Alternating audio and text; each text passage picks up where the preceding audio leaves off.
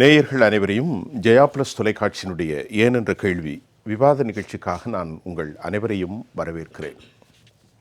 இந்நிகழ்ச்சியில் துறை சார்ந்த ஆளுமைகளுடைய எண்ண ஓட்டங்களை இன்றைய தலைப்பில் மிக விரிவாக விவாதிப்பதற்காக நாங்கள் இங்கே காத்திருக்கிறோம். அந்த அடிப்படையில் தமிழ்நாட்டை உலுக்கி இருக்கக்கூடிய மக்கள் பிரச்சினை, ஆண்டுதோறும் உயர்த்தப்படும் மின்கட்டணம், அடுத்தடுத்து சாக்கொடுக்கும் விளம்பர அரசு, ரொம்ப ரொம்ப ரொம்ப முக்கியமான ஆழமான உயிர் மூச்சான ஒரு பிரச்சனையை நாம் பேசுவதற்கு காத்திருக்கிறோம் தோழர்களே. அதற்கு முன்பு நம்முடைய அதிமுகவினுடைய பொதுச் செயலாளர் அம்மா அவர்கள், சசிகலா அம்மையார் அவர்களுடைய அறிக்கையை மக்களுக்காக அவர் குரல் கொடுக்கிறார். நாளை அவர்கள் தமிழ்நாட்டு மக்களை சந்திக்க இருக்கிறார்கள். பட்டி தொட்டி முழுவதுமாக அவர் பயணம் நாளை இருக்கின்றது. அதற்கு முன்னாலே அவர்கள் தொடர்ந்து தமிழ் மக்களின் குரலாக காவிரியாக இருந்தாலும் மற்ற விவகாரங்களை எல்லாம் அறிக்கையினூடாக அரசுக்கு ஒரு ஆலோசனை களமாக நாங்கள் அதை பேசியே வருகிறோம். எமது ஆளுமைகளும் அதற்காகத்தான் அழைக்கப்பட்டிருக்கிறார்கள். அம்மையார் சசிகலா அவர்கள் இது ஒரு மிகப்பெரிய மக்கள் வாழ்வில் இந்த மின்கட்டண உயர்வு உடனடியாக அரசு, திமுக அரசு திரும்ப பெற வேண்டும் என்றும், மீண்டும் மின்கட்டணத்தை உயர்த்தி தமிழ்நாடு மக்களுக்கு திராவிட முன்னேற்ற கழக அரசு, இந்த விளம்பர அரசு மிகப்பெரிய அதிர்ச்சியை கொடுத்திருக்கிறது, அநீதி, மக்கள் விரோத நடவடிக்கையை மக்கள் எல்லாம் ஏற்றுக்கொள்ள மாட்டார்கள் என்று அவர் குறிப்பிட்டிருக்கிறார்.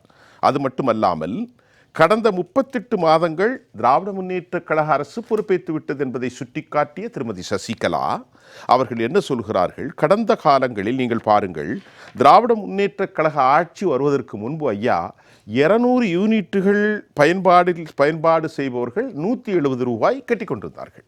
அதற்கு பின்பு திமுக அரசு 2022ஆம் ஆண்டு 200 யூனிட் பயன்படுத்தியவர்களுக்கு 225 ரூபாயாக உயர்த்தி இன்றைக்கு 2024 இன்றைக்கு இந்த ஸ்லாட் படி, இந்த டேரிஃப் படி 480 ரூபாயாக அது அதிகரிக்கிறது என்று திருமதி சசிகலா அவர்கள் சுட்டிக்காட்டியிருக்கிறார். அதே போன்று அவர் மேலும் என்ன சுட்டிக்காட்டியிருக்கிறார்? 500 யூனிட்டுக்கு 1130 ரூபாய் மின்கட்டணம் செலுத்தி வந்த நிலையில் திமுக அரசு வந்து 2022ஆம் ஆண்டு அது 1725 ஆக்கி தற்போது அது 2085 ஆக்கியிருக்கிறது.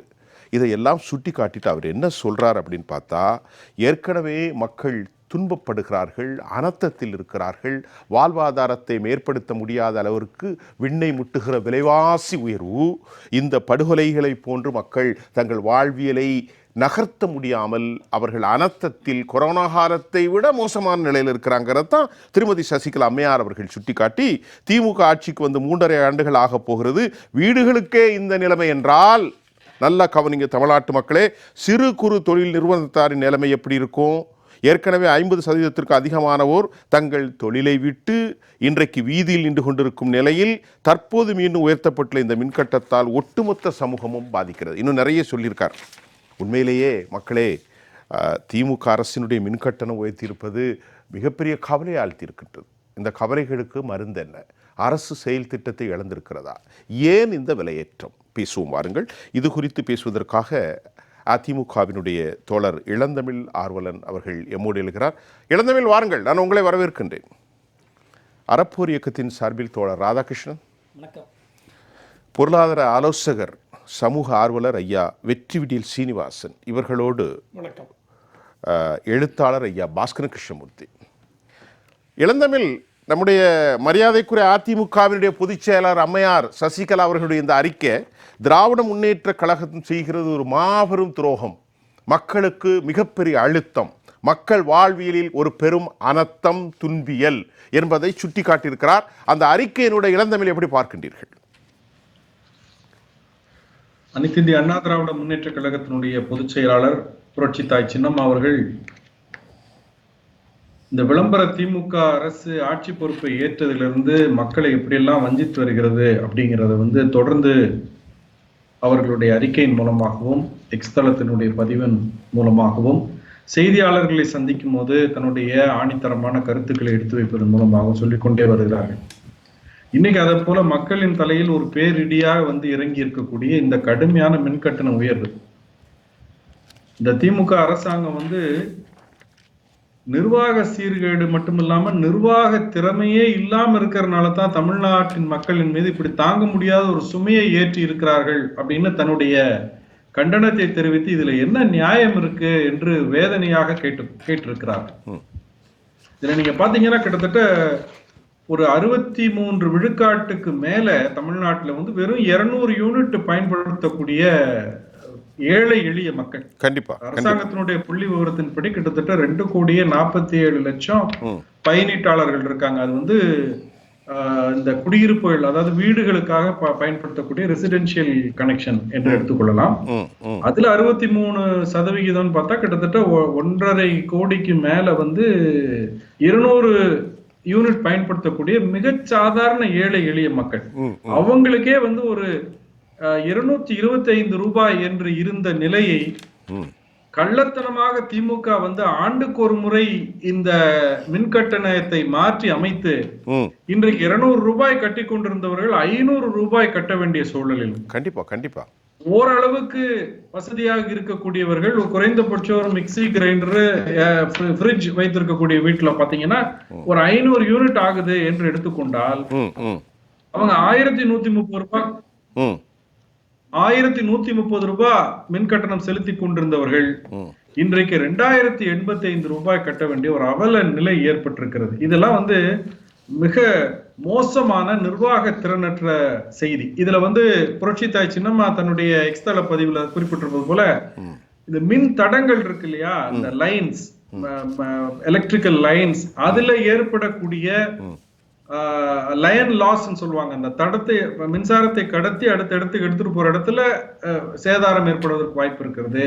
அதே போல டிரான்ஸ்பார்மர்ஸ், அதையெல்லாம் மின்மாற்றிகள், இதெல்லாம் ஒழுங்கா பராமரிக்காம எங்க வீணா போயிருக்கோ அதை புதுசு மாற்றாம இந்த மாதிரி மெத்தனமாக நிர்வாக திறன் இல்லாமல் மக்கள் மீது அக்கறை இல்லாததுனால ஏராளமான மின்சாரம் வந்து அநியாயமா வீணா போகுது.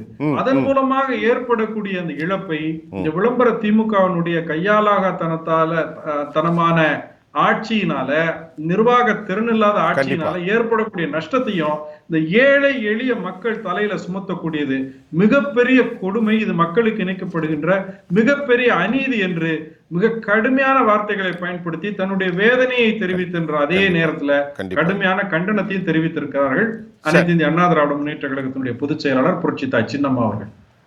இளந்தமிழ், நிறைய கேட்க வேண்டியிருக்கு. முதல் கட்ட கருத்தை அதிமுகவினுடைய பொதுச் செயலாளர் திருமதி சசிகலா அம்மையார் அவர்களுடைய அறிக்கை நூல் தமிழ் மக்களுக்கும் இந்த ஆட்சி குறித்து அவருடைய விளக்கம் ரொம்ப சிறப்பாக பேசியிருக்கீங்க. உங்களுடைய அந்த பாயிண்ட்ஸில் ஒன்று முக்கியமாக எனக்கு இருக்குது, அதை நான் திருப்பி தொடர்ந்து விவாதத்தில் உங்களோட கேட்க போகிறேன். இணைப்பில் இருங்க. ராதாகிருஷ்ணன், இப்போது திருமதி சசிகலா அம்மையார் அவர்கள் ஒரு பாயிண்டை கருப்பொருளாக வலியுறுத்துகிறாங்க.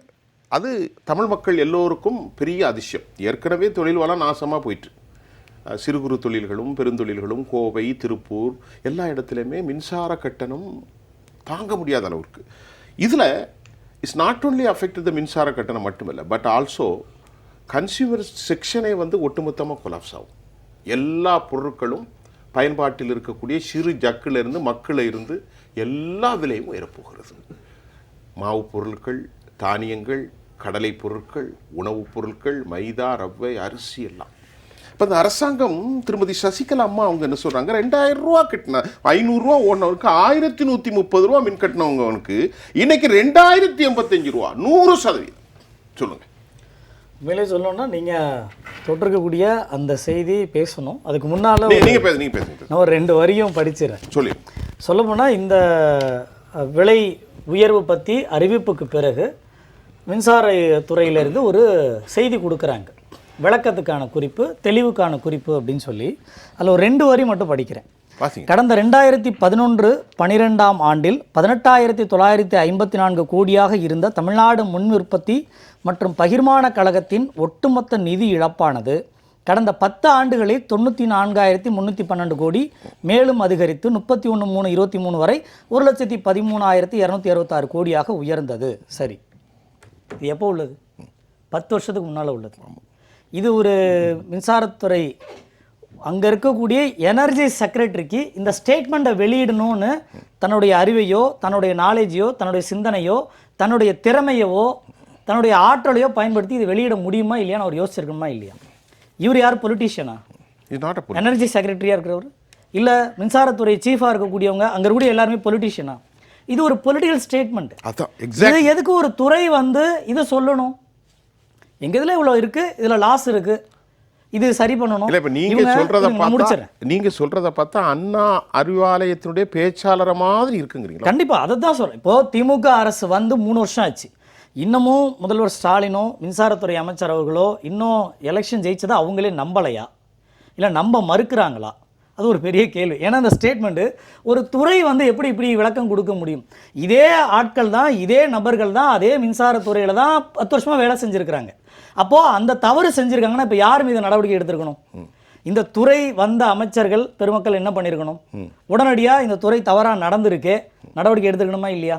அதை எங்கேயோ எடுத்திருக்காங்களா? எடுக்கலை.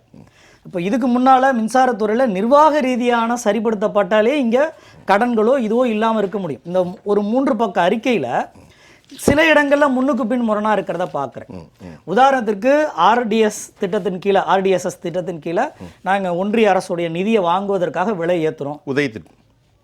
ஏற்றுறீங்க, இதை அரசு கட்டட்டும், ஏன் மக்கள்கிட்ட கொடுக்கணும்? கரெக்ட். ஒரு வருஷத்துக்கு நிர்வாக ரீதியான குளறுபடிகள் இல்லாமல் போடப்படக்கூடிய டெண்டர்கள் ஒப்பந்தங்கள் முறையாக கையாண்டாலே, இந்த லீக்கேஜஸ் இல்லாமல், வேஸ்டேஜஸ் இல்லாமல், ஃபார்மாலிட்டிஸ் இல்லாமல் உருப்படியாக நடந்துச்சுன்னா மின்சாரத்துறையை மீட்டமைக்க முடியும். அதாவது சசிகலா அம்மா சொன்ன மாதிரி அந்த கிரீடு, அந்த லீக்கேஜஸ் அதே சரி பண்ணலையே. இல்லை, இதில் இன்னும் நிறையா இருக்குது. அந்த செக்டார்ஸில் இப்போ நிலக்கரி மின்சாரத்துக்கு முக்கியமான தேவை எங்க? இப்போ அரசு மக்கள் வந்து எதை நம்பி இருக்கிறாங்கன்னா 2 முக்கியமான மூலப்பொருள். ஒன்று வந்து பெட்ரோல், இன்னொன்று மின்சாரம். மொத்த அரசுமே அதை நம்பி தான் ஓடுது, மக்களுமே அதை நம்பி தான்.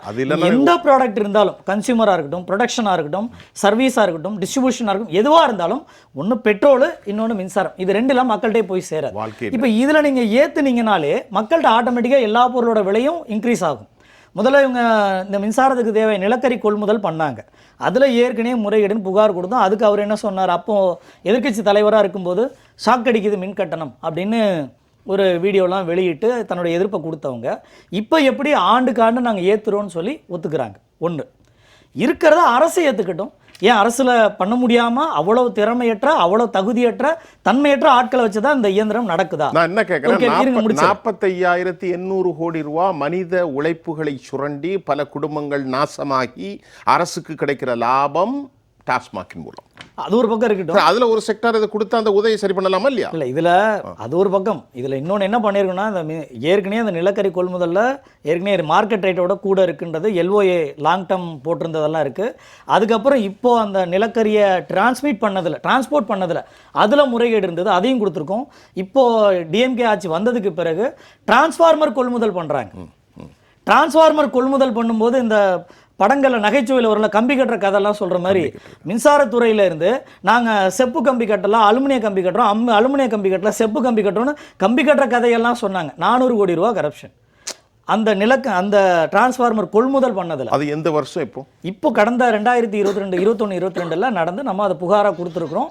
இப்போது நீதிமன்றத்தை நோக்கி நகர்ந்துருக்கு. DMK பீரியடில் நடந்தது தான் அது. ஏற்கனவே இன்னமும் சொல்லப்போனால் அது DVSC கொடுத்து விசாரிக்க சொல்லியிருக்கோம். இப்போது இந்த நிர்வாக ரீதியாக எவ்வளோ ஒன்று பொருள் வாங்குறதுல கொள்முதல், அந்த நிலக்கரி வாங்குறதுல கொள்முதல், அந்த நிலக்கரி கொண்டு போகிறதுல முறைகேடு நடக்குது, அந்த கொள்முதலில் முறைகேடு நடக்குது, மின்சாரம் வாங்குறதுல முறைகேடு நடக்குது, அதுக்கான டிரான்ஸ்ஃபார்மர் வாங்குறதுல முறைகேடு நடக்குது. இப்போ வேறு என்னென்ன பொருட்கள், அதுக்கான தளவாடங்கள், எவ்வளோ உபகரணங்கள் இருக்குது. அப்போ இந்த தேவையற்ற இது தேவையாக தான் வாங்கியிருக்கிறோமா? இப்போ சமீபத்தில் இந்த அசோக் நகர், வெஸ்ட் மாம்பலம், KK நகர், சைதாப்பேட்டை பகுதிகளில் இரவு நேரங்களில் டிரான்ஸ்ஃபார்மர் எரிஞ்சு அப்பப்போ புகார் ஆகிருக்கிறத நானுமே பார்த்துக்கிட்டு தான் இருக்கேன். X வலைதளங்களில் டான்ஜெட்கோ டேக் பண்ணி கேட்டுக்கிட்டே தான் இருக்கிறாங்க. அப்போது புதிதாக வாங்கப்பட்ட டிரான்ஸ்ஃபார்மர் ஏன் வெடிக்குது? அப்போது உங்களுக்கு அதை பராமரிக்கிறதுக்கான ஃபீஸிபிலிட்டி இல்லையா? இல்லை தகுதியானது தரமானதாக வாங்கியிருக்கீங்களா? இப்போ இதெல்லாம் கேள்வியாக இருக்கா இல்லையா? அப்போ இதெல்லாம் முறையாக நடந்திருந்தா இந்த இழப்பை இன்னும் சரிப்படுத்தி இருக்க முடியும். ராதாகிருஷ்ணன் ஒரு கேள்வி, நான் எந்த நிகழ்ச்சிக்கு வந்தாலும் ஆழமாக அதை படித்து இதோட ஊழலுடைய ஊற்றுக்கணுங்கிறது பார்க்குறது. 2011 தமிழ்நாட்டில் ஒரு டிஸ்இன்டிவ் சிச்சுவேஷன் டு பி அப்பியர். ஒரே குழப்பம், பிள்ளைகள் படிச்சுக்கிட்டு இருந்தாங்களே கதை காலி. அப்படி ஒரு மின் தட்டுப்பாடு செல்வி ஜெயலலிதா அம்மையார் ஆட்சிக்கு வருவதற்கு முன்பு. அந்த நேரத்தில் ஆர்காட்டார் ஒரு பாலிசியை கொண்டு வந்ததாக சொல்லப்படுகின்றது. அதுக்கு முன்னார பவர் பர்ச்சேஸுங்கிற பாலிசி, இதில் தான் மிகப்பெரிய ஊழலை திராவிட முன்னேற்ற கழகம் அறிமுகப்படுத்தியது. செந்தில் பாலாஜி வரை அதை பற்றி குறிப்புகள் உண்டா? கண்டிப்பாக இருக்கு, நிறைய இருக்குமே. இப்போ பொறுத்த வரைக்கும் இந்த லாங் டேர்ம் அக்ரிமெண்ட் போட்டதில் நீண்ட கால தளவாடங்கள் அது வந்து ஏடிஎம்கே பீரியடுமே மிக்ஸ் 2028 2016க்கு அப்புறம் தான் அக்ரிமெண்ட் போட்டிருக்காங்க. அம்மையார் இறந்த பிறகு தான் ஏடிஎம்கேன்னு சொன்னால் செல்வி ஜெயலலிதா அம்மையாருடைய காலத்தில் 3000 கோடி ரூபாவை செலவு செய்து புதிய அனல் மின் நிலையம் எண்ணூரிலும் உப்பூரிலும் நடத்த வேண்டும் என்று அவர் நடத்தி முடித்தார். காலம் அவரை இங்கு இல்லாமல் ஆக்கிவிட்டது, அவர் உயிர் பிறந்தார். ஆனால் அதற்கு பின்பு எடப்பாடியுடைய அரசு இந்த 3000 கோடி ரூபாயுடைய திட்டத்தை நீர்த்து போக செய்து விட்டது. இதெல்லாம் இந்த மக்கள் புரிந்து கொள்ள வேண்டும். 2028 வரை அதானி குழுமத்தோடு 7 ரூபாய்க்கு ஒப்பந்தம் போட்டது யார்? அப்போ இருக்கக்கூடிய அதிமுக அரசு தான். Power purchase. பவர் பர்ச்சேஸை பொறுத்த வரைக்கும் இந்த லேட்டர் ஏடிஎம்கே பீரியடு முடிகிற காலகட்டத்தில் தூங்கின டிஸ்கஷன் டிஎம்கே பீரியடில் எக்ஸிக்யூட் பண்ணப்படுது 2010. ஆமாம், இதில் என்ன நடந்திருக்கணும் அப்படின்னா மார்க்கெட் ரேட்டை கம்பேர் பண்ணி வாங்கிருக்கும். 2-3 வகையில் இங்கே பிரச்சனைகள் இருக்குது. ஒன்று வந்து மின்சாரமாக கொள்முதல் பண்ணாங்க. அந்த கொள்முதல் பண்ணதில் மார்க்கெட் ரேட்டில் என்ன இருக்குது, தடம் இல்லாத இடங்களுக்கு இப்போ அவங்க குறிப்பிட்டிருக்கிறது என்னென்னா, நாங்கள் தடத்தை அங்கேருந்து வருது, நான் வெளிலேருந்து வருது, தொகுப்புலேருந்து மத்திய தொகுப்புலேருந்து சென்ட்ரல் ஒன்றிய தொகுப்புலேருந்து வரப்போகுது, அதுக்கான டெவலப்மெண்ட்டுக்காக தான் நாங்கள் இதை ஏற்றுறோம் அப்படின்னு இருக்காங்க. இப்போ ஏற்கனவே இதுக்கு முன்னால் போட்ட அக்ரிமெண்ட் எல்லாம் என்ன ஸ்டேட்டஸில் இருக்குன்னே தெரியல. அதுலேயே நமக்கு ஒரு 54,000 56,000 கோடி ரூபாய் இழப்பு. அப்போ அதை மீட்கிறதுக்கு என்ன பண்ணியிருக்கணும், ஆஸ் பர் த டெண்டர் படி இவங்க 2 வருஷம் ப்ரொடக்ஷனே இல்லைன்னா அதை ஸ்டாப் பண்ணியிருக்கணும், அந்த டெண்டரை ரத்து பண்ணியிருக்கணும். இப்போ கூட இவங்க ரத்து பண்ணியிருக்கலாம், அதுக்கான எந்த முயற்சியும் எடுக்கல. ஸோ ரத்து பண்ணுறதுக்கு திராவிட முன்னேற்ற கழக ஆட்சிக்கு உரிமை இருக்கு, முன்னால வந்திருக்கணும். ஆனால் ரத்து எப்படி பண்ணுவாங்க, அவங்க பண்ணலையே. நேற்று அதானி அவர்களும் அவருடைய மருமகன் அவர்களும் எம்டி அவர்களும் வந்து சித்தரஞ்சன் தாஸ்ல அண்ணாச்சியை பார்க்குறாங்க, மருமகனோடு பேசினார்கள், இரவு ஓஎம்ஆர்ல விருந்து நடக்குது, அதுல வந்து எப்படி ரத்து செய்வார்கள் என்ற கேள்வி நான் எழுப்புகிறேன். இன்னொரு 3 மின்சாரமா வாங்குறது வேறு 3-4 நிறுவனங்கள் இருக்கிறாங்க. அதானி ஃபார்ம்ஸ்ல ஒரு பக்கம் இருக்கு. இங்க எங்க சிக்கல் வருதுன்னா, எந்தெந்த ஃபார்ம்ஸ்ல வாங்குறோமோ மார்க்கெட் ரேட்டை கம்பேர் பண்ணி நீங்க மின்சாரமா வாங்கணும். மார்க்கெட்டில் எது கம்மியாக இருக்கோ அதை வாங்கணும். 2 ரூபா இருந்தப்போ 5 ரூபாய் 10 பைசா கொடுத்து வாங்கினாங்க. 2 ரூபா இருக்கும்போது 4 ரூபா 30 காசு, 4 ரூபா 60 காசு கொடுத்தெல்லாம் வாங்கினாங்க. அப்போது இந்த இழப்புகள் இதற்கு பிறகு நடக்காமல் இருக்கிறதுக்கு நிறைய வழிகள் இருக்குது. நீங்கள் எனர்ஜி மார்க்கெட்டில் செக் பண்ணி எடுக்கலாம். நிலக்கரியை நீங்கள் வாங்கினதில் இப்போவும் நீங்கள் செக் பண்ணி மார்க்கெட்டில் கம்பேர் பண்ணி எடுக்க முடியும். தளவாடங்களை மார்க்கெட்டில் கம்பேர் பண்ணி செக் பண்ணி எடுக்க முடியும். அதை விட்டு மற்ற மாநிலங்கள், ராஜஸ்தான் உட்பட மாநிலங்கள் கூட குறைவாக டிரான்ஸ்ஃபார்மர் விலையை வாங்கும்போது ஏன் தமிழ்நாட்டில் கூடுதலாக வாங்கணும்? அப்போது மின்சாரம் வாங்குறதுல, அந்த தளவாடங்கள் வாங்குறதுல, நிலக்கரியை வாங்குறதுல இப்போ இந்த முன்னுக்கு பின் முறையான விவரங்கள் இருக்குல்ல, இதை இவங்க கன்ஸ்ட்ரக்ட் பண்ணாலே இந்த இழப்புகளை தடுக்க முடியும். சரி, அது முடிஞ்சிச்சு. இந்த 2-3 வருஷம் ஆச்சுல, இந்த 2-3 வருஷத்தில் 4வது வருஷம் ஆச்சு.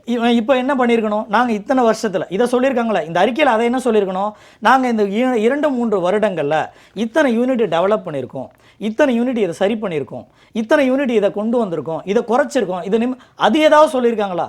அதில் அந்த விவரங்கள் இல்லை. இதில் இன்னொன்று என்னென்னா, இந்த மின்சாரத்துறையில் ONA ஒர்க்குன்னு சொல்லுவாங்க.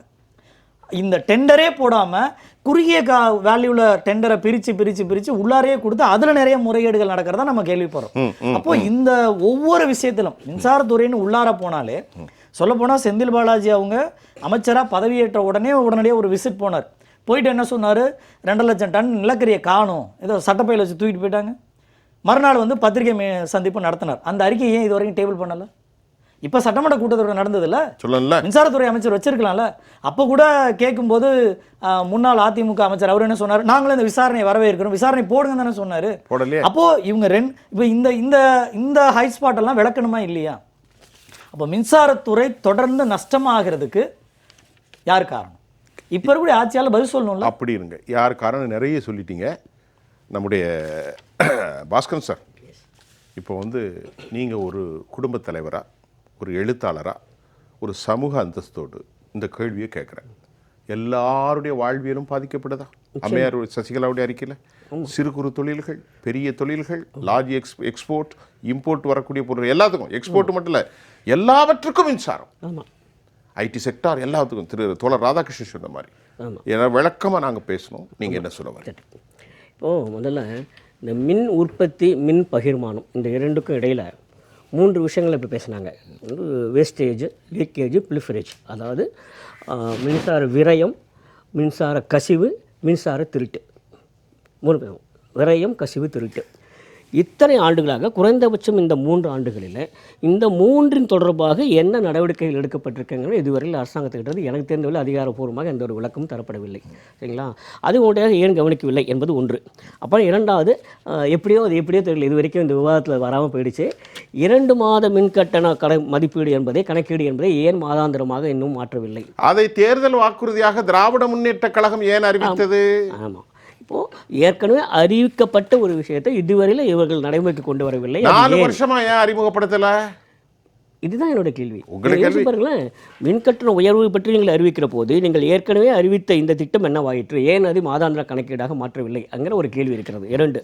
அப்புறம் 3வது, நான் திரும்பவும் சொல்கிறேன், உங்களுக்கு தெரிஞ்சிருக்கும், இந்த அரசாங்கத்துக்கு பொருளாதாரம் தொடர்பாக ஆலோசனை வழங்குவதற்கென்று ஒரு குழு இருக்கிறது. நாங்கள் தொடர்ந்து 3 ஆண்டுகளாக கேட்டு வருவது என்னென்னா, இந்த குழு என்ன தான் சொன்னாங்க உங்களுக்கு தெரியலையே, என்ன பண்ணாங்க, என்ன சொன்னாங்க?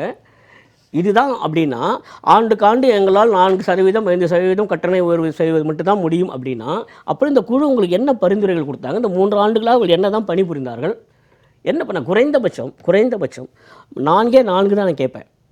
1 பொது விநியோகம், 2வது பொது போக்குவரத்து, 3வது மின்சாரம், 4வது தண்ணீர். நீங்கள் யோசிச்சு பாருங்கள், தண்ணீர் உங்களுக்கே தெரியும். இப்போ கூட ஏதோ போராட்டம் நடத்த போகிறதா சொல்கிறாங்க, சர்வ கட்சி கூட்டம் நடத்த போகிறதா சொல்கிறாங்க, கேட்க போகிறோம் சொல்கிறாங்க, செய்ய போகிறோம் அப்படிலாம் சொல்கிறாங்க காவிரிக்கு. சரிங்களா? 3 ஆண்டுகளாக தண்ணீர் பெறுவதற்கான ஒரு நிலையான ஏற்பாடு என்ன செய்திருக்கிறோம் அப்படின்னு பார்த்தா ஒன்றும் தெரியல. இதுவரையில் எனக்கு தெரியல. நான் ஒரு அரசியல்வாதியாக பேசலை, நான் ஒரு கட்டுரையாளர் சொல்கிறேன். எனக்கு தெரியல. உங்களை அரசியல்வாதியாக நான் அறிமுகப்படுத்தலை. ஆமாம், இல்லை, ஆமாம், எனக்கு இதுவரையில் தெரியல. தண்ணீர் தொடர்பாக இவங்க என்ன எடுத்திருக்கிறார்கள், என்னெல்லாம் நடவடிக்கை எடுக்கப்பட்டிருக்கிறதுலாம் தெரியல. அவங்க ஒன்று அறிவித்ததுக்கப்புறம் இவங்க அதுக்கு பதிலுக்கு ஏதோ நடவடிக்கை எடுப்பதாக சொல்லிக் கொள்வார்கள். அவ்வளோதான், அது முடிஞ்சு போச்சு. அடுத்தது பொது விநியோகம். உங்களுக்கே தெரியும், பொது விநியோகம் ஒரு சில பகுதிகளில் மட்டும் மிகச்சிறப்பாகவும், ஒரு சில பகுதிகளில் சுமாராகவும், ஒரு சில பகுதிகளில் மோசமாகவும் இருப்பதாகத்தான் தகவல்கள். எது மாதிரியான குவாலிட்டி நீங்கள் பார்த்தீங்கன்னாக்க, எனக்கு தெரிந்த வரையில் மாநிலம் முழுவதும் சீராக ஒரே தரமான பொருட்கள் விநியோகிக்கப்படுகின்றனவா அப்படிங்கிற ஒரு மிகப்பெரிய கேள்விக்குறி. அது நம்முடைய ஐயா அவர்கள் தான் அதுக்கு இன்னும் தெளிவாக பதில் சொல்ல முடியும். சரிங்களா? 2வது 3வது மின்வாரியத்தை குறிக்கிற போது மீண்டும் நம்ம சொல்லுகிற விஷயம் இதுதான். மின்வாரியத்திலிருந்து ஏதோ ஒரு அந்த இழப்பை சரி செய்வதற்கு அல்லது ஏதோ ஒரு காரணத்துக்காக 4.83% நீங்கள் உயர்த்துவதாக சொல்கிறீர்கள் இல்லையா? இதனால் ஏற்படக்கூடிய ஒட்டுமொத்த பாதிப்பு, இது குமுலேட்டிவ் எஃபெக்ட் என்னவாக இருக்கும் அப்படிங்கிறத இந்த அரசாங்கம் உடனடியாக சொல்லியாக வேண்டும். ஏனென்றால் மிக முக்கியமாக நான் சொல்கிறேன், குறு சிறு தொழில்களுக்கு இது மிகப்பெரிய பாதிப்பை ஏற்படுத்தும். இது 4.83% இருந்துவிடப் போவதில்லை. It will have its own cumulative effect. Sir, எல்லாமே 100% வைத்திருக்காங்க. அந்த 4.38 பொன்னல 2 something தான் இப்போ இன்க்ரீஸ் ஆகிட்டே இருக்காங்க. இந்த ஜூலையிலிருந்து உயர்த்தப்படும் என்ற ப்ரொக்ளமேஷன் ஹஸ் பீன் மேட். ஆமாம், செய்திருக்காங்க. இப்போது அதுதான் சொல்கிறீங்க. நீங்கள் பாருங்களேன், நிதி மேலாண்மையை எப்போதுமே இவர்கள் மீது எனக்கு ஒரு மிகத்த நம்பிக்கை இல்லை. சரிங்களா? இது ஃபினான்ஷியல் மேனேஜ்மெண்ட் இல்லை, ஃபினான்ஷியல் மிஸ்மேனேஜ்மெண்ட் தான் இருக்குங்க. சார், இப்போ பாஸ்கரன் சார்ட்ட நான் கேட்குறது, 2023 2.18% டுடே இப்பொழுது 4.83 ஆகிட்டது. அடுத்து உயர்த்தப்படும் என்பதை அரசு அறிவிப்பு செய்கிறது. நீங்கள் கேட்ட கேள்விக்கு இந்த சிக்கனங்களை திரு தோழர் ராதாகிருஷ்ணன் சொன்ன மாதிரி அரசினுடைய செயலத்திலிருந்து உதயமின் அவங்க என்ன சொல்கிறாங்க, அரசாங்கம் எங்களுக்கு இந்த உதயமின் திட்டத்தின் மூலமாக 75% நீங்கள் தான் கட்ட வேண்டும், இல்லை என்றால் உங்களுக்கு நாங்கள் பண ஒதுக்கீடு செய்ய மாட்டோம் என்று ஒன்றிய அரசுங்கிற வார்த்தையை அவங்க பயன்படுத்துகிறாங்க. அவங்க மத்திய அரசுன்னு சொல்ல மாட்டாங்க. இப்போ அந்த கேள்விக்கு தோழர் ராதாகிருஷ்ணன், ஏன் நீங்கள் அந்த மக்களின் சுமை ஏற்கக்கூடாது என்ற கேள்விக்கு பதில் இல்லை. இந்த நெருக்கடிகளுக்கெல்லாம் அமெரிக்க டாலர் சம்பளம் கொடுக்கிற ரகுராம் ராஜன், அமெரிக்க டாலர் சம்பளம் கொடுக்கிற அரவிந்த் சுப்பிரமணியன், அமெரிக்க டாலர் சம்பளம் கொடுக்கிற நம்முடைய எஸ்டர் டாஃப்லே, தமிழ்நாட்டைச் சேர்ந்த திராவிட கருத்தியல்வாதி திரு ஜெயரஞ்சன் என்ன பதிலை சொல்ல போறார்கள்? ஏன் கேட்டா நீங்க சொன்னீங்கல்ல, இந்த குழு என்ன சொல்லுகிறது, அதுக்கு என்ன பதில்? ஆமாம், எனக்கு பொருளாதார கொள்கை கூட விடுங்க, குறைந்தபட்சம் மின்சார கொள்கை அப்படிங்கிறது இவங்க திட்டவட்டமாக அறிவித்தாங்க வச்சுங்களேன், என்னால் புரிந்து கொள்ள முடியும். இவங்க செய்கிற ஒரே ஒரு மின்சார கொள்கை என்ன அப்படின்னா, அனைவரும் ஐயாவுக்கெல்லாம் தெரிஞ்சிருக்கும், ஒவ்வொரு ஆண்டும் குறிப்பிட்ட மாதத்தில் இத்தனை சதவிகிதம் அவங்க ஏற்ற வேண்டும். அதான் வேறு எதுவும் மின்சார கொள்கை இருப்பதால் ஒவ்வொரு ஆண்டும் ஜூலை மாதம் 1ஆம் தேதி ராதாகிருஷ்ணன் தானே ஜூலை 1 ஏற்றிடுவாங்க. அது இடைத்தேர்தல் இருந்தால் வேண்டாம், 15 நாட்கள் கழித்து விட்டுருவோம். விக்கிரவாண்டிகள் கடந்த பிறகு சக்கரவாண்டிகள் ஏற்றி விடுவார்கள் இல்லையா? இது ஒரு மின்சார, அதாவது விக்கிரவாண்டிகளை மக்கள் மறந்து விடுவார்கள். மக்களும் 40 தொகுதி கொடுத்தார்கள், 1,24,000 வாக்குகளை திராவிட முன்னேற்ற கழக அரசுக்கு அளித்தார்கள். உடனடியாக இடைத்தேர்தல் கண்டிப்பாக அது அவங்க தான் வருவாங்கன்னு வச்சுக்கோங்களேன். எப்படி வருவாங்க? ஏன்னா பொதுவாகவே ஏன்னா இருக்கக்கூடிய ஒரு 1.5 வருஷம் தான், அதனால டிஎம் எந்த கட்சி ஆளுங்கட்சியாக இருக்கோ அது வரும். ஆனால் இங்கே என்ன பிரச்சனை அப்படின்னா இவங்க ஒரு டஃபஸ்ட் ஃபைட்டு கொடுத்துருக்கலாம், அது ஒரு பக்கம். பட் மின்சார ரீதியான உருப்படியான கொள்கை வகுக்காமல் இப்போ இதில் இன்னொரு சிக்கல். நம்மோடு தற்போது இணைகின்றார் வங்கித்துறை தலைவரும் பொருளாதார ஆலோசகருமான திரு வெற்றிவேல் சீனிவாசன், ஒரு பொருளாதார ஆலோசகர். ஐயா, இப்போ நாம் இவ்வளவு பெரிய அனர்த்தம், அதை நீங்கள் தூய தமிழில் சொன்னால் பெரும் துன்பம். 1000 ரூபா கட்டுறவன் 2000 ரூபா கட்டினா துன்பம் தானே. உங்களுக்கு சம்பளம் ஒன்றும் பெருசாக ஓடிடுறது. 10,000 ரூபா வாங்குறவனுக்கு 12,000 ரூபா வாங்குவான். இப்படி எல்லாவற்றிலும் விலைவாசி ஏறிப்போச்சு. சசிகலா அம்மாவுடைய அதுதான், எல்லா பொருளும் விலைவாசி ஏறிச்சு. இப்போ நான் கேட்குறேன், பொருளாதார நிபுணர்கிட்ட உங்கள்கிட்ட கேட்குறேன், 2011-12 அம்மாவுடைய ஆட்சி நடக்கு, செல்வி ஜெயலலிதா. அன்றைக்கு 4,588 கோடி ரூபாய் வட்டி கட்டப்படுகிறது. ஒட்டுமொத்த மின்பகிர் கழகத்தினுடைய கடன் 43,493 கோடி. என்ன சொல்கிறாங்க அந்த அறிக்கையில்? இந்தியன் எக்ஸ்பிரஸினுடைய அறிக்கை தெளிவுபடுது, அவருடைய மரணத்திற்கு பின்பு 10 ஆண்டுகளாக எந்த திட்டமும் செயல்பாட்டில் இல்லை. இந்த 3,000 கோடி ரூபாயை ஒதுக்கி உப்பூர் எண்ணூரெல்லாம் சொன்னேன், அதுவும் கிடப்பில் போடப்பட்டு விட்டது. இன்னைக்கு என்ன லெவல்னு பார்த்தா 259% உயர்ந்திருக்கிறது வட்டி. எவ்வளவு? 10 வருஷத்தில் 43,000 கோடி இன்றைக்கு 1,70,70,000 கோடி அளவுக்கு உயர்ந்து 16,511 கோடி வட்டி கட்டுகிறார்கள். சொல்லுங்க, இந்த நாடு எங்கே உருப்படும்? இந்த மக்கள் எப்படி இருப்பான்? இந்த சார்ட்டில் இருக்கிறதுல ஒரு நியூவன்ஸ் இருக்குது, ஒரு நுட்பம் இருக்கிறது. சொல்லுங்க. 200 ரூபா கட்டுறவங்க 400 ரூபா கட்டுறாங்க, 1,100 ரூபா கட்டுறவங்க 2,000 ரூபா கட்டுறாங்க. அதானே இந்த சார்ட்டு படி. ஆமாம். 200 கட்டுறவங்க 400 கட்டுறதுல இருக்கிற சிரமம் தான் அதிகம். 1000 கட்டுறதுல 2000 கட்டுறதுல இருக்கிற சிரமத்தை விட இது கூடுதல். அதாவது டிஃபரன்ஷியல் ரேட்டுன்னு சொல்லுவாங்க. அதாவது ப்ரியாரிட்டி செக்டார் என்ற முன்னுரிமைக்கெல்லாம் வங்கியில் 10% பதிலாக 4% போடுவாங்க. 6% மத்திய அரசு கொடுத்துரும். இதுதான் வழி. அதனால் மிக குறைவாக பணம் கட்டக்கூடிய விளிம்பு நிலையில் இருப்பவர்களுக்கு இந்த இரட்டிப்பாக்கி இருக்கிறது மிகப்பெரிய தாக்கத்தை ஏற்படுத்தும். அதுவும் ஒரு எலெக்ஷனுக்கு அப்புறம் செஞ்சுருக்கிற பொழுது அது ஒரு அரசியல் தாக்கத்தை ஏற்படுத்தும். நான் ஃபினான்ஸ் ஆங்கிளில் பேசுகிறேன். பாஸ்கர் அவர்கள் சொன்னது போன்று 3 விதமான நஷ்டங்கள் இருக்கு இல்லையா. மின்சாரத்தை பொறுத்தவரை இந்த 3ஐயும் அளவிட்டு விட முடியும். Leakage, theft, transmission loss. அது இதில் மட்டும்தான் உண்டு. கடத்திகளின் மூலமாக கொண்டு போகிற மின்சாரத்தில் ஏற்படுகிற இழப்புன்றது ஒன்று இருக்கு. அதை திருட்டு, அப்புறம் கசிவு. மூணுமே அது என்னது? கிரிடுகள் மூலமாக இணைப்பு. இந்த 3ஐயும் அளவிட முடியும். எவ்வளோ போயிருக்கு, எத்தனை இவ்வளோ போயிருக்கு. இப்போ எந்த வெளியூர்லேருந்து தண்ணீரை கொண்டு வராங்கன்னா இங்கே 0 பாயிண்டில் அங்கே 1000 லிட்டர் விட்டாங்கன்னா இங்கே எத்தனை லிட்டர் வந்திருக்கு, வழியில் என்ன லாஸ்ன்றதுக்கு ஒரு ஃபார்முலா இருக்குது. அப்படி மின்சாரத்திற்கும் செய்ய முடியும். அப்போ அதில் இருக்கக்கூடியதை கண்டுபிடித்து விட முடியும். இந்த ஏரியாவில் இவ்வளவு தூரத்துக்கு கன்சம்ஷனாக இருக்குது, கலெக்ஷன் இவ்வளோ தான் இருக்குன்னா தெஃப்ட் அங்கே இருக்குதுன்னு அர்த்தம். டிரான்ஸ்மிஷன் லாஸில் எஃபிஷியன்சி ஆஃப் தி மெஷினரி அது இருக்கான்னு பார்க்கணும். இது பியூராக ஃபினான்ஷியல் மிஸ்மேனேஜ்மெண்ட். பாஸ்கர் சொன்னது மாதிரி ஃபினான்ஷியல் மிஸ்மேனேஜ்மெண்ட்டுன்னு நம்ம எடுத்துக்கலாம். இதை எப்படி சீர் செய்ய முடியும் அப்படிங்கிறதுக்கு ஒரு பாசிட்டிவ் உதாரணத்தை ஏதோ சொல்ல வந்தீங்க. சொல்லுங்க. அதாவது நிர்வாகத்தில் ஏற்பட்ட நிர்வாகம் பாசிட்டிவாக இருக்கக்கூடிய ஒரு விஷயத்தையும் எதிர்மறையாக இருக்கிற ஒரு விஷயத்தையும் நான் சொல்லிடுறேன். பாசிட்டிவாக இருக்கக்கூடியது, இந்தியாவினுடைய கிராமப்புறங்களில் மின்சாரம் கொடுக்கப்பட்டிருக்கிறது. இதை மத்திய அரசு கண்காணிக்கிறது. மத்திய அரசு தான் அதை ஃபண்டு பண்ணி அந்த டிபார்ட்மெண்ட் மூலமாக செய்கிறது. மத்திய அரசினுடைய வெற்றி. உடனே நீங்கள் நான் ஏதோ ஒரு கட்சியை சார்ந்தவன் நினைக்காதீங்க. கடந்த 30 வருஷமாக நான் சொல்கிறேன், கடந்த 10 வருஷத்தை எடுத்துக்கல, கடந்த 30 வருஷமாக இது சாத்தியப்பட்டதற்கு ஒரே ஒரு காரணம், நம்ம பாஸ்கர் ஐயா ஒர்க் பண்ணிக்கிட்டு இருந்த டிபார்ட்மெண்ட்டு தான். கேபிட்டல் கெயின்ஸ்னு ஒருத்தர் வீட்டை வாங்கி வச்சு விற்றார்னா அவருக்கு முதலீட்டு லாபம்னு ஒன்று வரும். வாங்கின விலை இவ்வளவு, அதனுடைய இன்றைய மதிப்பு இவ்வளவு, ஆனால் நீங்கள் விற்றது இவ்வளவு. இந்த கூடுதலாக இருக்கிறதுக்கு அரசாங்கத்துக்கு 20% கட்டணும். கட்ட வேண்டாம்னு நீங்கள் நினச்சிங்கன்னா ஆர்இசி பாண்டில் போடுங்கன்னு சொல்லுவாங்க, ரூரல் எலக்ட்ரிஃபிகேஷன் பாண்டு. ஓகே, அது போட்டால் தான் அவங்க தள்ளுபடி கொடுப்பாங்க. இன்கம் டேக்ஸ் டிபார்ட்மெண்ட் நீ டேக்ஸ் கட்ட வேண்டாம்னு சொல்லும். Income tax. ஆமாம், அந்த மாதிரி பணம் சேர்ந்த காரணத்தினால்தான் ரூரல் எலக்ட்ரிஃபிகேஷனே நடந்தது. அதாவது கேபெக்ஸ்னு சொல்லுவாங்க, கேபிட்டல் எக்ஸ்பெண்டிச்சர்.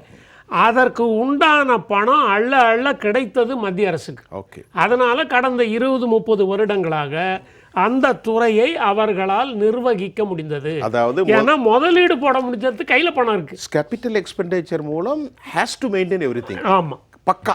இங்கே கேபிட்டல் எக்ஸ்பெண்டிச்சரில் கடன் ஏறத்தாழ 1,50,000 கோடி கடனும் வட்டியுமா சேர்ந்து இதை சொல்லிட்டேன். 16,000 கோடி வட்டி கட்டின நஷ்டம் இருக்கு ஒவ்வொரு வருடமும். இந்த நஷ்டம் எல்லாம் இன்னொரு 4-5 வருடங்கள் தாண்டி போனால் கேஷ் கன்ஸ்ட்ரெயின்னு சொல்லுவாங்க. அதாவது அன்றாடம் நடத்துறதுக்கு கேஷ் கிடைக்காது. இப்போ Tamil Nadu power and infrastructure finance limited அப்படின்னு ஒரு பில்டிங் இருக்குது நந்தனத்தில். அந்த டெலிஃபோன் டிபார்ட்மெண்ட்டை தாண்டின உடனே ஒன்று இருக்குது. அவர்கள் தான் உயிர் மூச்சாக இந்த இடத்தில் நிற்க முடியும். அதற்கு காரணம் தமிழ்நாடு கவர்மெண்ட்லேயே சொல்லிடுறேன். 20 வருடங்களுக்கு 30 வருடங்களுக்கு முன்பு Tamil Nadu state transport finance corporation ஒரு அலுவலகம் இருந்தது. அதில் எல்லாரும் கொண்டு போய் டெபாசிட் போட்டாங்க. வெளியில் கொடுக்கறத விட அரசாங்கம் சார்ந்து இருக்கக்கூடிய தமிழ்நாடு அரசாங்கம் நடத்தக்கூடிய அதில் 1% 2% வட்டி அதிகமாக இருந்த காரணத்தினால் ஞாயிற்றுக்கிழமை கூட வேலை செய்யும்.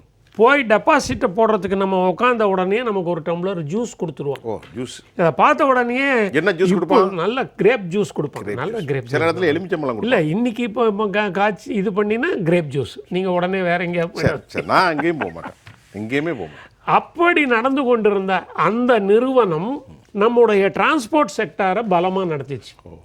இப்போ நமக்கு பவர் ஃபைனான்ஸ் அண்ட் இன்ஃப்ராஸ்ட்ரக்சருக்கு இருக்குது. இதில் பாண்டு இஷ்யூ பண்ணினா கேபிட்டல் எக்ஸ்பெண்டிச்சருக்கு ஐயா அவர்கள் கொடுத்தார் இல்லையா, டிரான்ஸ்ஃபார்மர் புதுசாக வாங்கிறது, புதுசாக இது பண்ணுறது, நீங்கள் 800-30ன்னு சொன்னீங்களே, இந்த இடங்கள்லாம் பண்ணுறதுக்கு உண்டான பணம் கைக்கு வந்துடும். ஆனால் 5-6% வட்டியோடு தமிழக அரசு பாண்டு வெளியிடலாம். ஆனால் இன்றைக்கு 2024 ஜூலை 16ஆம் தேதி மாலை 7:30 மணி வரைக்கும் திமுக அரசு இது குறித்து வாயு திறக்கவில்லை. ஏன் மௌனமாக இருக்கிறார்கள்? இல்லை, அது வந்து நீங்க என்ன கேட்டாலும் சொல்லுங்க. இந்த எக்கனாமிக் டிபார்ட்மெண்ட் இருக்காங்க இல்லையா, குழு ஒன்று இருக்காங்க இல்லையா, அவங்க இந்த மாதிரி நல்ல நீங்க சொன்னதுக்கு தான் சொல்றேன். ஏன் மின்சாரத்துறை மூலம் இந்த பாண்டு வெளியிடுவதற்கு மௌனியாக இருக்க வேண்டும்? மற்ற எல்லா இடங்கள்லையும் ஃபிக்ஸட் டெபாசிட்டும் பாண்டும் பலமாக போய்கொண்டிருக்கிற போது பவர் அண்ட் இன்ஃப்ராஸ்ட்ரக்சர், வெறும் பவர் ஃபைனான்ஸ் இல்லை, பவர் அண்ட் இன்ஃப்ராஸ்ட்ரக்சர் கட்டுமானம், அதற்கு உண்டானதற்கு ஒரு ஃபைனான்ஸை கொண்டு வந்து ஒரு பிரமிப்போட வெளில கொண்டு வந்தாங்கன்னா உள்ள நிறைய பணம் வந்து சேரும். கொஞ்சம் கூட பேங்க்ல கொடுக்கறத விட 1% வட்டி கூட கொடுத்தாலே போதும். நான் உங்கள்கிட்ட பதில் கேட்குறேன். நீங்கள் எப்பவுமே ஒரு நடுநிலையாக பேசுகிறாரு, அதில் என்ன ஐயாமா இது இருக்குது? இந்த பாண்ட கோணத்தில் இன்னும் சிந்திச்சு யாரும் சஜஷன். அப்போ என்னையா ஆட்சி நடக்கு? கோணத்தில் சிந்திக்கலைன்னா பெரிய வல்லுநர்கள், ஒரு சாதாரண நெறியாளர்களுக்கும் இருக்கிற ஒரு புரிதல் கூட அவர்களுக்கு இருக்காதா? ஐஏஎஸ் அதிகாரிகள் இல்லையா மின்சாரத்துறை? அவங்க எஃப்டியோடய நின்றுடுறாங்க, பாண்டை இன்னும் சிந்திக்கலை. சிந்திப்பதற்கு இன்னும் கொஞ்சம் ஆழமாக. அப்ப இந்த பொருளாதார குழுலாம் சொல்லலையா? ஏன்னா தோழர் ராதாகிருஷ்ணன் அந்த வழியில தான் டிரான்ஸ்போர்ட் டிபார்ட்மெண்ட் இம்ப்ரூவ் ஆச்சு. அவங்களுக்கு தான் வெவ்வேறு எப்படி ப்ரொக்யூர்மெண்ட் பண்ணுறது, எந்த டெண்டரில் என்ன விதிகளை மாற்றுறது, எப்படி பேப்பரை டேம்பர் பண்ணுறது. ஏற்கனவே 3000 கோடி ரூபா லாஸுக்கு வந்து நம்ம கொடுத்த டாக்குமெண்ட் ஆர்டியில் வாங்கினது சிஏஜி ஒரு டேட்டா கொடுக்குறாங்க, அதில் டேம்பர் பண்ணாமல் இங்கே இபியில் கேட்கும்போது அவங்க டேம்பர் பண்ணி டேட்டா கொடுக்குறாங்க. இதை யோசிக்கிறதுக்கே அவங்க நேரம் சரியாக இருக்குல்ல. இதில் இன்னும் ஒன்று மிக முக்கியமாக கவனிக்க வேண்டியது, தெர்மல் பவர் செக்டாரில் நிலக்கரியிலிருந்து வெளிவரக்கூடிய சக்தி, ஆனால் மின் சக்தி என்ன பர்சன்டேஜ் இருக்கணும்னு நம்ம முடிவு பண்ணிடணும். சரி, அதுதான் சாம்பல் பூ. அதாவது நல்லா கவனிங்க. இப்போ என்ன மாதிரி ஆளுகள் உங்களை மாதிரி ஆள் பார்க்க தான் நிலக்கரி வந்துட்டுமாங்க, அதில் அந்த பவருடைய அளவு எத்தனை சதவீதம், அதிலே ஊழல் அடிச்சிருவாங்க. அதுல உங்களுக்கு அந்த அனல் மின்சாரத்துல தான் எப்படின்னா, நெல் கொள்முதல் செய்கிற போது அரசாங்கம் நெல்லிலே எவ்வளவு ஈரப்பதம் இருக்க வேண்டும் என்பதை கணக்கிட்டு தான் வாங்குறாங்க. சரி, ஈரப்பதம் அதிகமாக இருக்கிற போது கொள்முதல் விலை குறைகிறது. இதே மாதிரி ஏன் மின்சாரத்துல அல்லது நிலக்கரியிலே கொண்டு வரவில்லை? நிச்சயமா இருக்கு. ஆனால் எந்த அளவுக்கு அதுல கவனம் செலுத்தப்படுகிறது? 500 டன்னை பர்ச்சேஸ் பண்ணுறாங்க, 2 கிலோ போடுறதற்கு 3.5 கிலோ போட்டால் விளங்குமா? விலை உயர்வு தானே வரும். என்ன நடந்ததுன்னா, அந்த 2.25 லட்சம் டன் அவங்க காணா போனதுக்கு முன்பாக நமக்கு புரிஞ்சது என்னென்னா, இது 6000 கெப்பாசிட்டி எரிக்கலன், அதாவது கலோரி சொல்லுவோம், அதோடைய அளவு. அளவு. அந்த 6000 கலோரி தன்மை உள்ளது தான் நம்ம வாங்குறதுக்கு பைசாவும் கொடுத்துருக்கோம். இப்போ எவ்வளோ பர்ச்சேஸ் வந்தது? ஆனால் நமக்கு வந்தது 4500 கிலோ கலோரி தான் எரித்தன்மை உடையது தான் நிலக்கரி கொள்முதல் செய்யப்பட்டது. அதனால தான் ஒரு டப்பாவுக்கு பதில் 2 டப்பாவை போட்டு மின்சாரத்தை நம்ம ப்ரொடக்ஷன் பண்ணோம். அதனால தான் லட்சக்கணக்கான இங்கே நிலக்கரி கிலோ வந்து காணா போயிருச்சு அப்படின்னு சொல்லி இவர் போய் ஆய்வெல்லாம் செஞ்சார். அந்த டேபிள் பண்ணுமா யாரு ஆய்வு பண்ணா? செந்தில் பாலாஜி அவங்க மின்சாரத்துறை அமைச்சர் சொல்லணும். 1.25 வருஷம் அண்ணாச்சி உள்ள இருக்காரு. எப்போ வந்து நீ டேபிள்ல கொடுப்பாரு? அவர் இருக்கட்டும். அடுத்த மாறி போச்சே. அமைச்சர் இருக்கிறாருல்ல, அவர் பண்ணிருக்க வேண்டியதானே. அப்போ இந்த அரசு என்ன வேலை செஞ்சிருக்குன்றதானே கேள்வி. இதனால என்ன இருக்குன்னா மின்சார உற்பத்தி விலை அதிகமா இருக்கு. ஏறத்தாழ 40% உங்களுக்கு ராதாகிருஷ்ணன் சொன்ன மாதிரி ஒரு டப்பா போடுறதுக்கு 3 டப்பா போட்டா காணாமத்தனையா போகும். 6000 பவர் இருக்கக்கூடியதை 4000 ஆகும் போது 3 டப்பா போடணும். 3 டப்பான்னா 30 போடுறதுல 300 போட்டு கதை முடியுது. ஆகவே திமுக அரசு மௌனியாகத்தான் இருக்கிறது. இதனுடைய உண்மை தன்மை. இன்னமும் அந்த நிலக்கரி தான் இருக்கான்றது, ஸ்டாக் எவ்வளவு இருக்குன்னு செக் பண்ணி வெளியிடணும். இளந்தமிழ், தற்போது நான் உங்கள்கிட்ட கேட்குறேன், இந்த அரசு அதிகாரிகள் ஒரு அறிக்கை வெளியிட்டிருக்கிறார்கள். ஹிந்துவில் வந்திருக்கு அந்த அறிக்கை. அதில் உள்ள தமிழாக்கம் என்னன்னா, தோழர் ராதாகிருஷ்ணன் சொல்வதை போன்று அரசு அதிகாரிகள் திமுகவினுடைய ஸ்போக்ஸ் பர்சனாக எப்படி மாறினார்கள் என்ற கேள்வியை தோழர் ராதாகிருஷ்ணன் எழுப்பியிருந்தார். இப்போ அந்த அறிக்கையில் ஒரு சாராம்சம் என்னன்னா, அவங்க சொல்கிறாங்க 100 யூனிட்டுக்கு எதுவும் உயரவில்லை. யார்? தமிழக அரசினுடைய அதிகாரிகள். அதே சமயம் திராவிட முன்னேற்ற கழக அரசினுடைய தேர்தல் வாக்குறுதி எண் 222 படி நிலை கட்டணம் 2 மாதங்களுக்கு டெபாசிட் எந்த உயர்வும் இல்லை. 2 மாதங்களுக்கு 200 யூனிட் பயன்படுத்துவோர்களுக்கு 63 லட்சம் வீட்டு மின் நுகர்வோருக்கும் ரூபாய் 5 மட்டுமே உயரும் என்று திராவிட முன்னேற்ற கழகத்தினுடைய அஃபீஷியல் ஸ்போக்ஸ் பர்சனை போன்று அரசு அதிகாரிகள் சாயம் பூசுகிறார்கள். இதுதான் கேள்வி. சொல்லுங்க இளந்தமிழ். இதே மாதிரி இந்த துறை அதிகாரிகள், அதாவது உங்களுக்கு அந்த ஒழுங்காற்று மின்சார ஒழுங்காற்று குழுமம் இருக்கு பார்த்தீங்களா, அவங்க தான் இதை கொடுத்துருக்காங்க. இப்போ எனக்கு முன்னாடி பேசும்பொழுது திரு ராதாகிருஷ்ணன் அவர்கள் குறிப்பிட்டதை போல இந்த பழுப்பு நிலக்கரி இறக்குமதியில் நடந்த அந்த கலோரி வேல்யூ வித்தியாசம் நடந்ததை பற்றியும், பழுப்பு நிலக்கரி காணாமல் போனது என்று வந்த அந்த குற்றச்சாட்டின் அடிப்படையிலும் விளக்கம் சொல்லுவாங்களா என்ற கேள்வி மக்கள் கேட்குறாங்க. அதே மாதிரி மரியாதைக்குரிய நம்ம வெற்றி விடியல் அவங்க ஐயா அவர்கள் அவங்க சொல்லும் பொழுது இந்த பாண்ட் சிஸ்டம் எல்லாம் சொன்னாங்க. அந்த பவர் இன்ஃப்ராஸ்ட்ரக்சர் கார்பரேஷன்ல போடலாம் அப்படின்றது. அதுல ஏன் அவங்க திமுக அதை யோசிக்க மாட்டேங்குது என்றால், மக்களுக்கு வங்கி பிற நான் பேங்கிங் ஃபினான்ஷியல் இன்ஸ்டிடியூஷன்ஸ் கொடுக்கக்கூடிய வட்டியோட ஒரு 1/2 விழுக்காடு 1 விழுக்காடு அதிகமாக இருந்தால் மக்கள் போடுவாங்கன்னு. இப்படியெல்லாம் இருந்தால் திமுகக்கு மண்டையில் ஏறாது. அவங்களுக்கு அதில் ஒரு 0.25% 1/2% இருக்கிறதுக்கு நீங்கள் ஏதாவது வழிவகை செஞ்சீங்கன்னா நிச்சயமா திமுக இதை பற்றி யோசிக்கும். இந்த மாதிரி தூங்கி விழித்தால் மூச்சை உள்ளே இழுத்தால் வெளியே விட்டால் பணம் பணம் பணம் என்று கல்லா கட்டுகின்ற இந்த புத்தி இருக்கிறதுனால தான் தமிழ்நாட்டில் தொடர்ந்து அக்கிரமங்களா நடந்து கொண்டிருக்கிறது. நீ குறிப்பா அந்த மின்சாரத்துறையில இந்த 2-3 ஆண்டு காலத்துல நடந்த அந்த அநியாயங்களை பார்த்தாலே, கடந்த ஆண்டு இதே மாதங்கள்ல உங்களுக்கு MSME செக்டார்ல இருந்து கோயம்புத்தூர்ல குறிப்பாக திருப்பூர் பகுதியில் இருக்கக்கூடிய அந்த பவர்லூம் எந்த அளவுக்கு வேலை நிறுத்தம் செய்து போராட்டம் பண்ணி அவங்களுக்கு 64% அதிகப்படுத்தினாங்க. நிலை கட்டணத்தை ரொம்ப கொடுமையா ஏற்றினாங்க. இப்படி மக்கள் மீது சுமையை சுமத்துறதுக்கு தான் திமுக அரசாங்கம் யோசிக்குதே தவிர இதை தீர்ப்பதற்கான வழி, இப்ப சொன்னாங்க அந்த டிரான்ஸ்மிஷன்ல இருக்கக்கூடிய லாஸ், டிரான்ஸ்ஃபார்மர்ஸ்ல இருக்கக்கூடிய அந்த வீக்னஸ், அதனால ஏற்படக்கூடிய இழப்புகள், களவு போகக்கூடியதுன்னா ஏதோ கொக்கி போட்டு யாரோ இழுக்கிற மாதிரி கிடையாது. பெரிய பெரிய நிறுவனங்கள்ல அவர்கள் நாங்க அதாவது கேப்டிவ் ஜெனரேஷன் சொல்லி ஜெனரேட்டரை வைத்து அவர்கள் தயாரித்துக் கொள்வதற்கு ஒரு குறிப்பிட்ட தொகையை வரி போல செலுத்தினால் அரசாங்கம் ஒரு குறிப்பிட்ட சதவிகித மின்சாரத்தை அவர்களே கேப்டிவ் ஜெனரேஷன்ல உருவாக்கி பயன்படுத்திக் கொள்ளலாம்.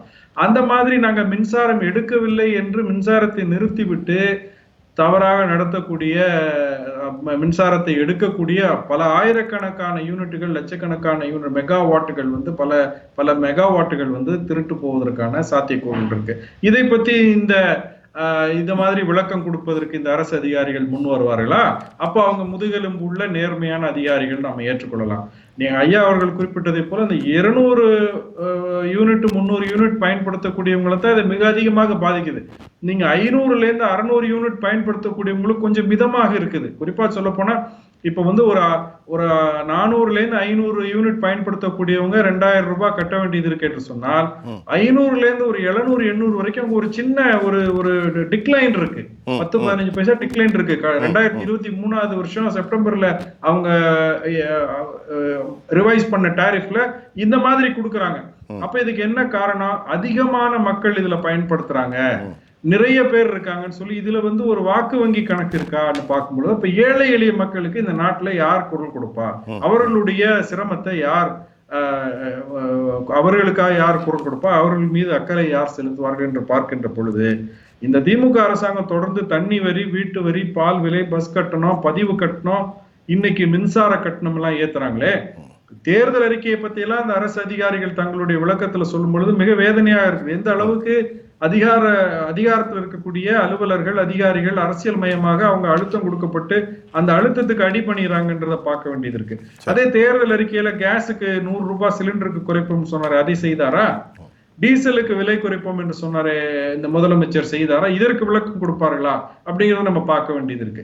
இதனுடைய சாராம்சமாகத்தான் இப்ப அதிமுகவினுடைய பொதுச் செயலாளர் புரட்சி தாய் சின்னம்மா அவர்கள் சொல்லியிருக்காங்க, இவங்க வந்து மக்களுக்கு ஏதாவது உருப்படியாக செய்வதை பத்தி எப்ப யோசிப்பாங்கன்னு கவலை தெரிவித்திருக்கிறார். அப்ப இந்த 3 ஆண்டு காலம் தாண்டி 4வது ஆண்டு கிட்டத்தட்ட நிறைவு செய்யக்கூடிய நேரத்துல கூட புதுசா ஏதாவது திட்டம் போட்டிருக்காங்களா? சரி, இன்றைக்குடைய தலைப்புக்கு கீழே பேசணும்னா மின்சாரத்துறைக்காவது புதிய மின் உற்பத்திக்கான ஏதாவது முயற்சி எடுத்திருக்காங்களான்னு பார்த்தா அதுவும் கிடையாது. அல்லது இந்த கேல் வேல்யூ இருக்கு இல்லையா, பழுப்பு நிலக்கரி ஒரு இத்தனை டன்னுக்கு இவ்வளவு கேலரிஸ் நமக்கு கிடைக்கணும் என்று இருக்க பொழுது அது சரிவர இல்லை என்று சொல்லி அந்த டெண்டரையாவது மாற்றி அதிக சக்தி வரக்கூடிய அந்த பழுப்பு நிலக்கரிகளை இறக்குமதி செய்வதற்கு அரசாங்கம் முயற்சி எடுக்குமா? தவறு செய்தவர்கள் மீது நடவடிக்கை எடுக்குமா? இத்தனை கேள்வி கேட்கும் பொழுது எந்த அளவுக்கு இதுல வந்து ஊழல் முறைகேடு புரையோடி போயிருக்குன்றது நம்ம பார்க்க. இதுக்கு இந்த மாதிரியான மக்களுக்கு தேவையான விஷயங்களை செய்வதற்கும் தவறு செய்பவர்கள் மீது நடவடிக்கை எடுப்பதற்கும் திமுக ஒருபோதும் யோசிக்காது. அவர்கள் பையை நிரப்புவதற்கும் பழியை பிறர் மீது சுமத்தி பழி வாங்குவதற்கும் தான் திமுக வேலை செய்யுமே தவிர மக்களுக்காக ஒருபோதும் சிந்திக்காது என்பதுதான் என்னுடைய கருத்து. நன்றி. இளந்தமிழ் தோழர் ராதாகிருஷ்ணன், சொல்லுங்க ஐயா, ஏதோ சொல்லுங்க. நீங்க சொல்லுங்க. இப்போ மின்வாரத்தில் இழப்புன்னு இப்போ சொல்லியிருக்கோம் இல்லையா, இந்த இழப்பு இன்னும் பல மடங்கு அதிகமாக இருக்கும். என்ன அப்படின்னா, எனக்கு தெரிந்தவரை என்னோட தகவல் சரியாக இருக்குமானால் மின்சார வாரியத்தில் ஒப்பந்த தொழிலாளர்கள் தான் முழுவதுமாக இருக்கிறார். ஆமாம், எல்லாம் லேபர், அதாவது கான்ட்ராக்ட் பேஸில் தான், தினக்கூலி அடிப்படையில் ஒப்பந்த தொழிலாளர்கள் தான். எனக்கு தெரிந்தவர்களே கடந்த 3 ஆண்டுகளாக பெரிய அளவில் நிரந்தர பணியாளர்கள் எடுக்கப்படவில்லை. அது கிட்டத்தட்ட மிகப்பெரிய ஒரு பிரச்சனை. ஆனால் இது குறித்து அரசு இதுவரையில் எதுவுமே சொல்லவே இல்லை. எனக்கு மிகப்பெரிய கவலை தரக்கூடிய ஒரு விஷயம் என்ன அப்படின்னா, இவர்களுக்கெல்லாம் நிரந்தர பணி தருவதாக அரசு ஒப்புக்கொண்டால் இந்த இழப்பு எந்த அளவுக்கு அதிகமாகும். அதாவது எல்லாம் தினக்கூலி, அதை கிட்டத்தட்ட எல்லாமே ஒப்பந்த பணியாளர்கள். ஒப்பந்த பணியாளர்கள் மிக அதிகமாக இருக்கக்கூடிய ஒரு சில துறைகளில் அநேகமாக மின்வாரியத்துறையும் ஒன்று.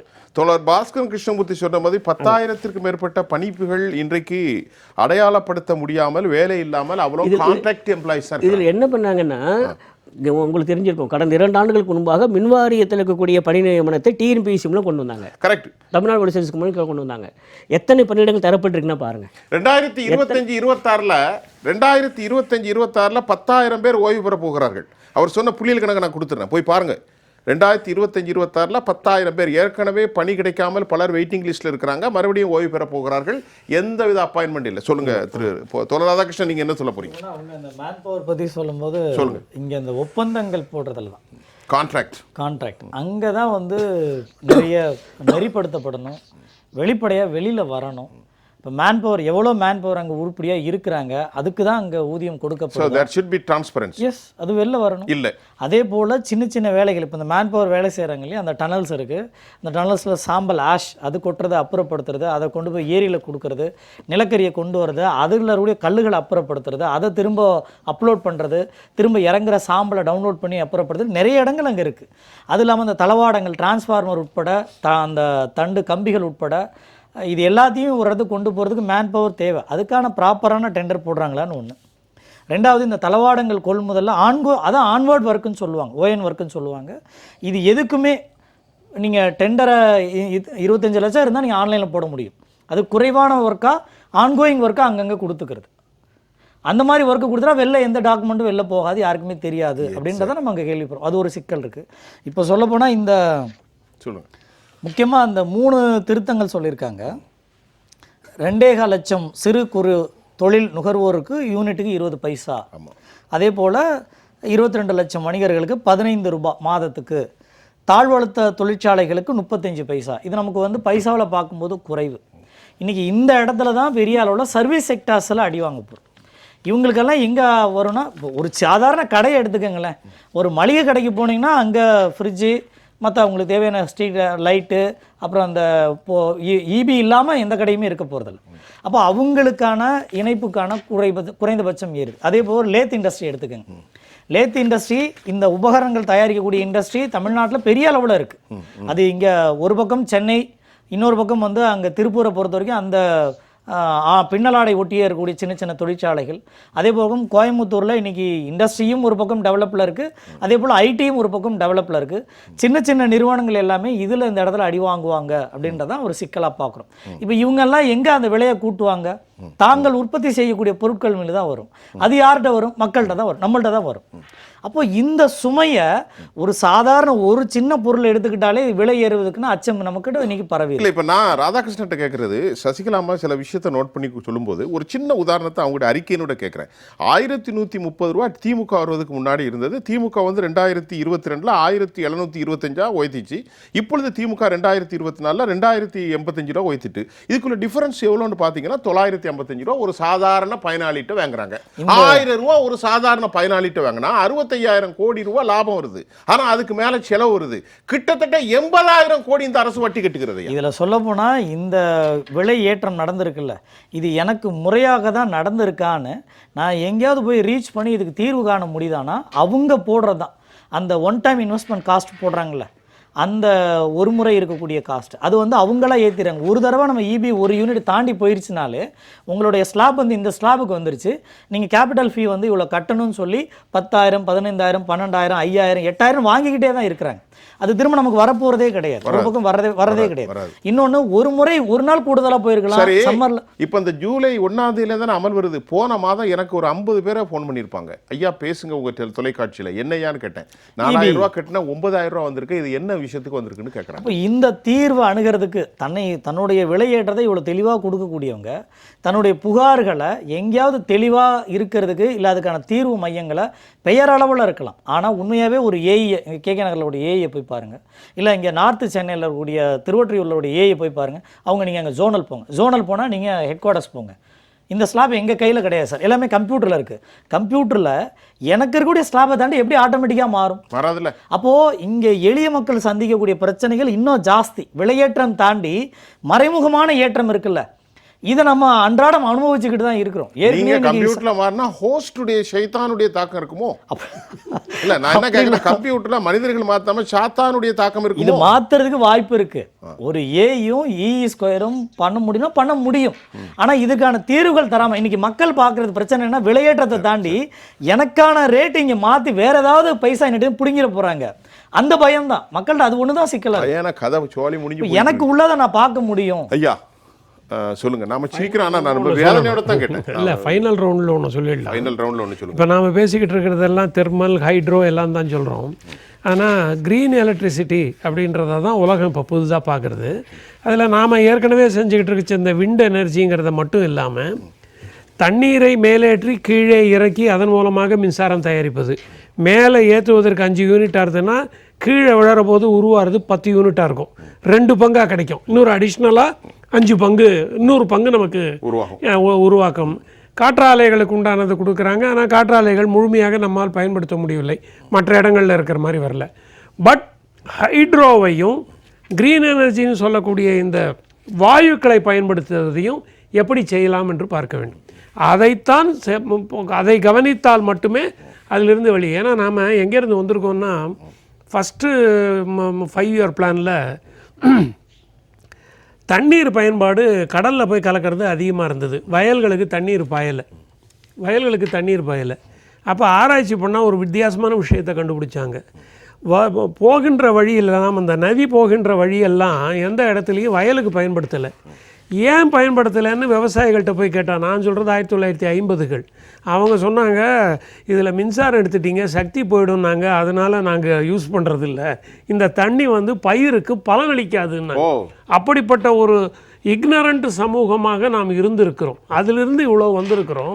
இந்த இடத்துல ஐயா அவர்கள் சொன்னது போன்று இதை எப்படி பயன்படுத்துவது, இந்த ரேட்டெல்லாம் எப்படி இருக்குங்கிறது டிரான்ஸ்பரண்ட்டாக நாம் அதை செய்வதற்கும், கடைநிலையில் இருப்பவர்களுக்கு எந்த உயர்வும் இல்லை என்றும், அவர்களுக்கு கூடுதலாக ஒரு மினிமம் யூனிட் எவ்வளவு இருந்தால் ஒரு குடும்பம் நடக்குமோ அதை கொடுத்தா நன்றாக இருக்கும். பாஸ்கர் சார், நிறைவு கருத்து சுருக்கமாக.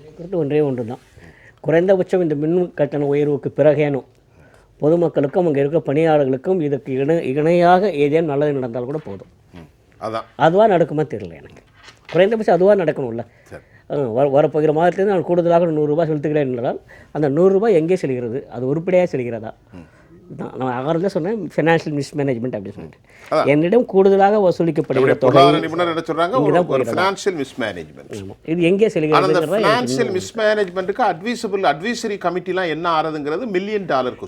பல குழுக்கள் என்ன சொல்கிறேன், அவருடைய பரிந்துரைகள் ஒன்றாக இருக்கும், நடைமுறைகள் வேறு ஒன்றாக இருக்கும். கூடுதலாக வசூலிக்கப்படுகிற இந்த கட்டணம் எங்கே செல்லப் போகிறது என்பதற்கான ஒரு ஒரு ஒரு மனநிறைவு தருக்கிற பதில் என்னிடத்தில் இல்லை.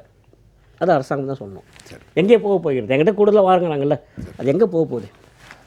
திரு இளந்தமிழ், சுருக்கமாக அம்மையார் சசிகலா அம்மாவுடைய இந்த அறிக்கையில் நிறைய விஷயத்தை சொல்லிட்டாங்க. நான் இன்னைக்கு விவாதம் நடத்தினது இந்த அறிக்கையினுடைய உள்ளார்ந்த கருத்தையும் மக்களுக்கு சொல்லிட்டேன். 1000 ரூபாய் கட்டினவங்க 2000 ரூபா கட்டுறாங்க. தமிழ்நாட்டில் சிறு குறு தொழில் எல்லாம் முடங்கி போகிறது. நீங்கள் சுருக்கமாக நேரம் கருதி சொல்லுங்கள், கருப்பொருள். அதான், ஏற்கனவே அத்தியாவசிய பொருட்களுடைய விலை ஏற்றம், மக்கள் ரொம்ப துன்பத்தில் இருக்காங்க. அந்த நேரத்தில் இந்த ஒரு வேலையை செய்திருக்கிறது திமுக.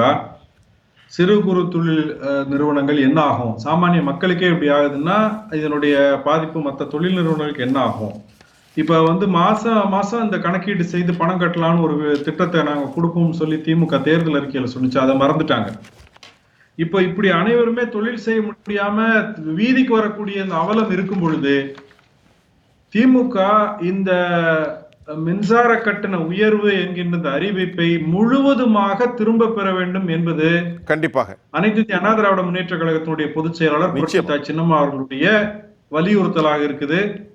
எனவே இந்த மாதிரியான தேவையில்லாத வேலைகளை செய்து மக்கள் மீது சுமையேற்றுவதை நிறுத்திவிட்டு திமுக இந்த கட்டண உயர்வை திரும்ப பெற்று மக்களுக்கு பயன்பெறக்கூடிய விஷயங்களை, ஆக்கப்பூர்வமான விஷயங்களை பற்றி சிந்திக்க வேண்டும் என்று புரட்சி தாய் சின்னம்மா அவர்கள் சொன்னதை சொல்லி என்னுடைய கருத்தை நான் நிறைவு செய்கிறேன். எதை சொல்ல வந்தீங்க?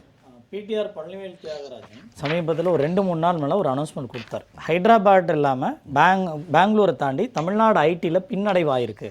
கடந்த வருடங்களில் முன்னால் இருந்தோம், இப்போ பின்னடைவில் இருக்கோம். இதுக்கு மின்சாரத்துறை ஒரு பெரிய லேக். மின்சாரத்துறையில் ஏற்பட்ட இந்த இழப்பு தான் இன்றைக்கி ஐடி இண்டஸ்ட்ரி கொஞ்சம் கொஞ்சமாக பின்னடைவு இருக்கிறதா நான் பார்க்குறேன். சரி நேர்களை, இதுவரை ஒரு அரசு எந்த அளவுக்கு மக்கள் விரோத போக்கை விளம்பர அரசாக செயல்படுது என்பதற்கு ஏதோ ஸ்பெகுலேஷனாக இல்லாமல் ஆதாரப்பூர்வமாக பல தரவுகளை எம்முடைய ஆளுமைகள் வைத்தார்கள். குறிப்பாக பொருளாதாரத்துறை சார்ந்த ஐயா வெற்றிவீட்டில் சீனிவாசன் அவர்கள், அறப்போர் இயக்கத்தினுடைய தோழர் ராதாகிருஷ்ணன், இளந்தமிழ் அதிமுகவின் சார்பில் பாஸ்கரன் கிருஷ்ணமூர்த்தி. இந்த விஷயத்தை அரசு முன்னெடுக்கணும். மக்களினுடைய அடிப்படை சங்கநாதமாகவும் அனர்த்தமாகவும் துயரமாக இருக்கக்கூடிய ஏழை எளிய மக்களின் வாழ்வாதாரம் அழிந்து போகிற மின்கட்டணத்திற்கான தேவையை செய்ய வேண்டும் என்ற திருமதி சசிகலா அம்மா அதிமுகவுடைய பொதுச் செயலாளர் அவர்களுடைய அறிக்கை நூல் தமிழ் மக்களுக்கும் ஒட்டுமொத்த சமூகத்திற்கும் இன்றைய விளிம்புகளின் செய்திகளை நாங்கள் பதிவு செய்கிறோம். இந்த நிகழ்ச்சி வந்த உங்கள் அனைவருக்கும் நான் நன்றி தெரிவித்துக் கொள்கிறேன். மீண்டும் மற்றொரு களத்தில் நான் உங்களை சந்திக்கின்றேன். அதுவரை உங்கள் அனைவரிடமிருந்தும் நான் உங்கள் சுஃபியான், ஜெயா பிளஸ் தொலைக்காட்சிக்காக நன்றி. மீண்டும் சந்திப்போம்.